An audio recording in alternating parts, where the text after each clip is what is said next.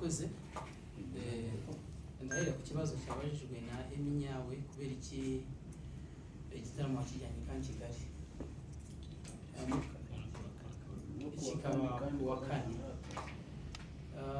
Mu by'ukuri twebwe dukora protocole yaba mbere yaho yaba nyuma yaho dufite akazi k'ibyo n'ubundi dusanzwe dukora.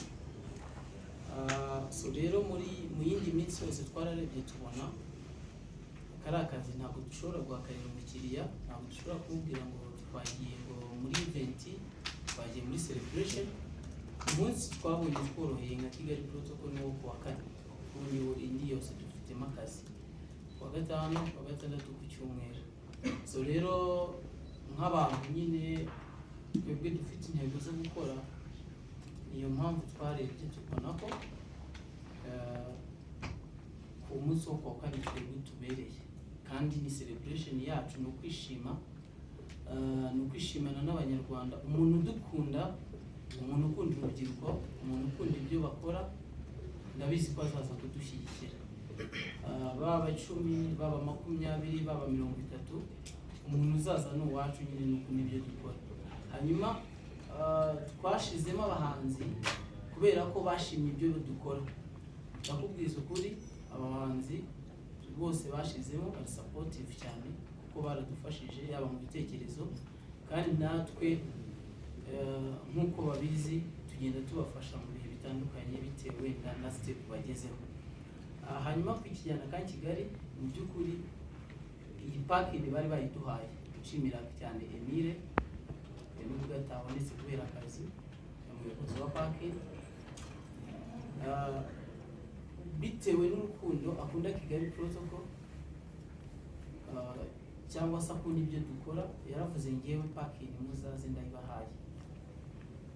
Ni ibintu byadukoze ku mutima,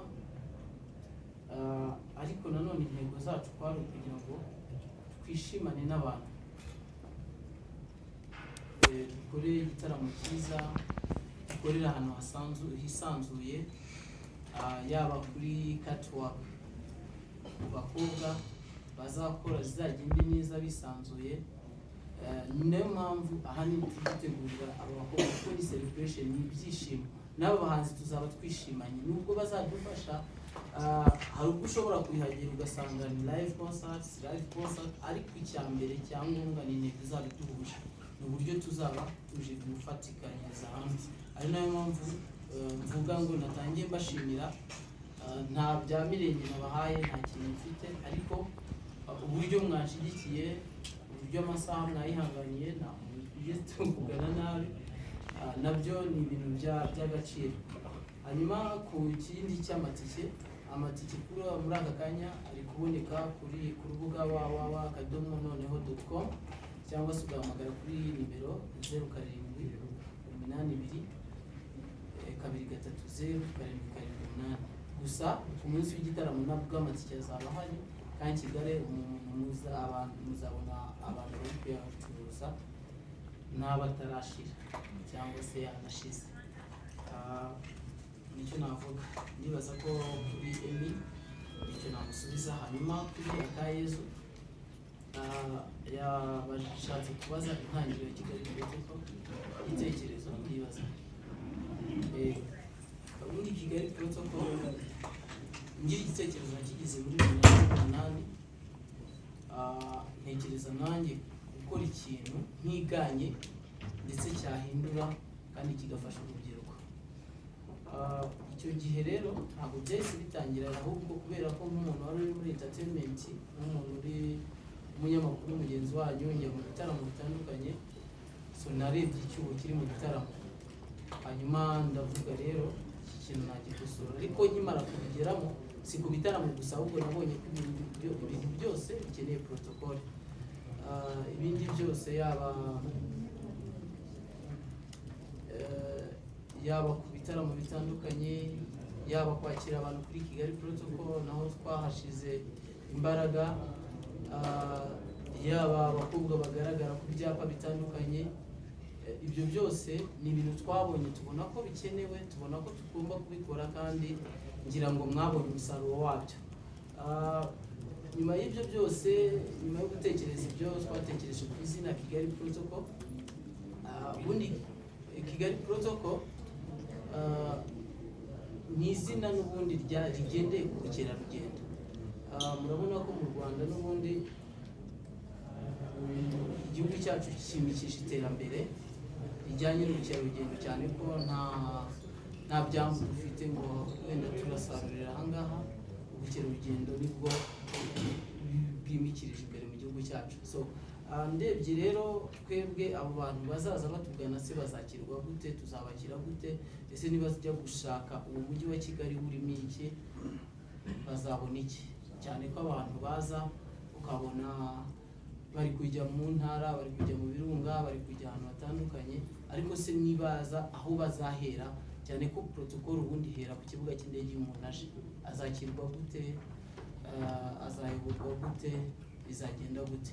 Nibwo natekereje kuri Kigali Protocol, ndetse intego yayo ngiye ku bwanjye no kuba babona ahangaha, kuba twicaye gutya iri successful cyane. Yego,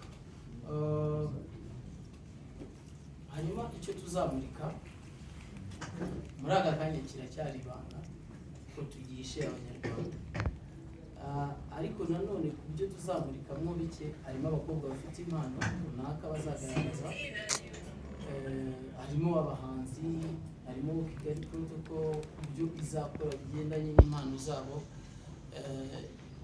zisanzwe n'ubundi mu buzima bwa buri munsi. Hari abo njya mbona n'ubundi bo babikora no mu bindi bihe bitandukanye, ariko se kuri uwo munsi noneho bizaba bimeze gute? Hari ujya umubona wenda nk'imbogamizi, hari uwari wambajije wenda n'ugisubizaho, hari ujya ubona nk'umukobwa nko mu gitaramo runaka akamusuzugura, akumva ko uwo mukobwa wenda nta gaciro afite, cyangwa se uretse ko ubu byahindutse bitewe n'uko hari ibyo Kigali Protocol yahinduye.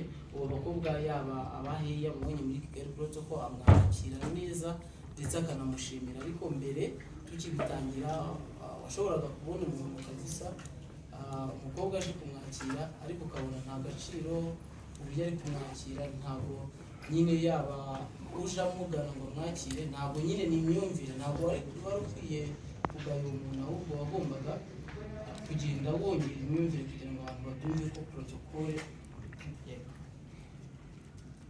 Hanyuma ku nzitizi, ngeze ku kibazo cya Sibomana, inzitizi n'ubundi ni nk'imbogamizi ngira ngo washatse kubaza. Imbogamizi n'ubundi hari abantu bataraha agaciro wenda protocol mu Rwanda. Igihe cyo nishimira nuko hari protocol zigenda ziza, kubera ko iyo ubona atangije ikintu abantu bagakomeza kugenda bakinjiramo, nuko babona ko hari intego mwari mufite mugitangiza, ahubwo izo ntego nabo iyo baje mukazifatanya nibwo mugerageza kuziba icyo kiho ijana. So inzitizi turacyahura n'abantu batatwishyura, sometimes ngewe noneho biba bindi ku mutwe abakobwa nyoboye, hari ubwo wenda babona nyine utabonye amafaranga ntibishime. So rero urumva icyo kintu nacyo ni ikintu imbogamizi muri ibi bintu. Hanyuma impungenge ku bakobwa zo ntabwo wazibura. Nawe uri umuhungu akakanya ushaka keza ushaka ukareba umukobwa ukamukunda cyane, ariko biterwa n'uko byitwaramo.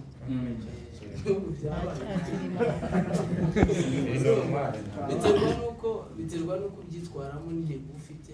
Ntabwo ushobora kumbwira ngo muri iyo myaka 5 maze nkorana n'abakobwa harimo n'abahungu, ese ko bigikomeje kugenda gute? Ariko tunabyumvikana neza wenda ku cyo bakomeje cya happiness, ngira ngo ni ijambo rizwi cyane hano mu Rwanda. Abakobwa ntabwo tubana, ni umukobwa uza agakora agataha, ni umukobwa uba ufite ubwenge, ni umukobwa mukuru. So rero izo mpungenge ntabwo bazigira kuko baba bahawe uruhushya n'ababyeyi babo. Uyu mukobwa iyo agiye kuza umakinga sure ko umubyeyi abizi, ndetse ni nayo mpamvu dukomeza kugenda tuba successful, kuko nk'aka kanya nicaranye na Leya, ni umwe mu bakobwa batangiranye na Kigali Protocol, ubu ngubu afite urugo rwiza, yarabyaye, ariko muri aka kanya ari hano. So rero impungenge ndibaza ko ntazo bagakwiye kugira, ahubwo niba ushaka kurambagiza urumva ukareba nk'uwo wakunze ariko dore ko nakuze. hanyuma ku kijyanye n'abavuga ko Kigali protocol atari iyanjye, ntabwo nje kuvuga ngo ni iyanjye, kuko nimba ubibona ko atari iyanjye ko ni iyawe.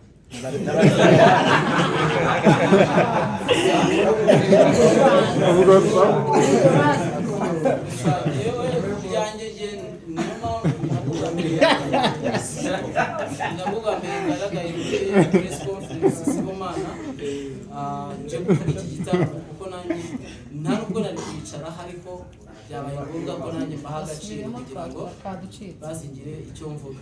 So kuri ibyo rero sinkunda kugaragara cyane kubera ko nshaka ko ibikorwa aribyo byigaragaza cyane 100%. ari nayo mpamvu mubibona mu myaka 5 nibwo bwa mbere ngaragaye gutya mu itangazamakuru. So ngiye kubwanjye mba nzi ko be successful kuba nicaranye n'abahanzi batandukanye na Rusine na Chrisizi, hari n'ubwo nicara ndi kubandikira inkuru.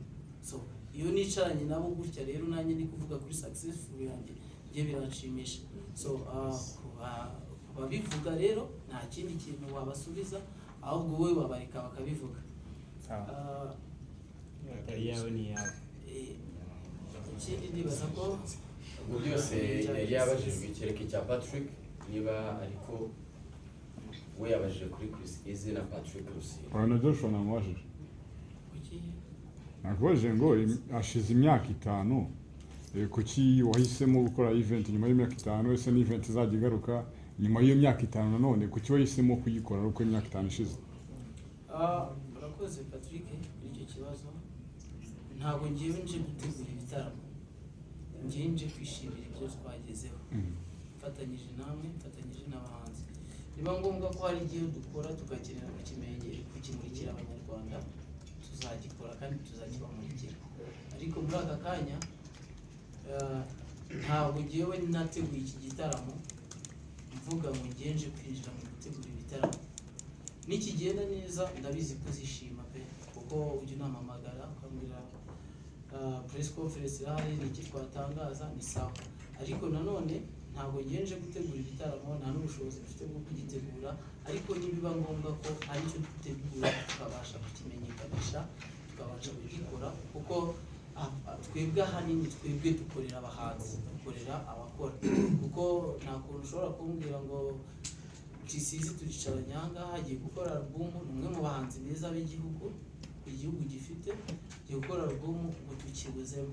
No kwicara hano rero ni agaciro gakomeye kuba yaduhaye, yatweretse. Si n'ubwa mbere kuko si ubwa mbere dusapotinga kenshi, ariko no kuba ari hano rero mvuga n'abandi bahanzi, nta muhanzi n'umwe utari hano utari kuri irani na utamamagaye, wese yamamagaye arambwira. Hari nabo bari bicaye hariya wenda bari buze nyuma, yambwiraga se ndaza byatangiye, nkavuga mbwira nta kibazo, ari kugeza na none ntaraza, ariko everyone yamamagaye arambwira ngo ndi butindeho gato ndaza, nkomeza kubona ko turi butinde, kandi bamwe urumva bafite akazi gatandukanye, ndavuga reka dukore dukoreshe n'abamaze kuhagira.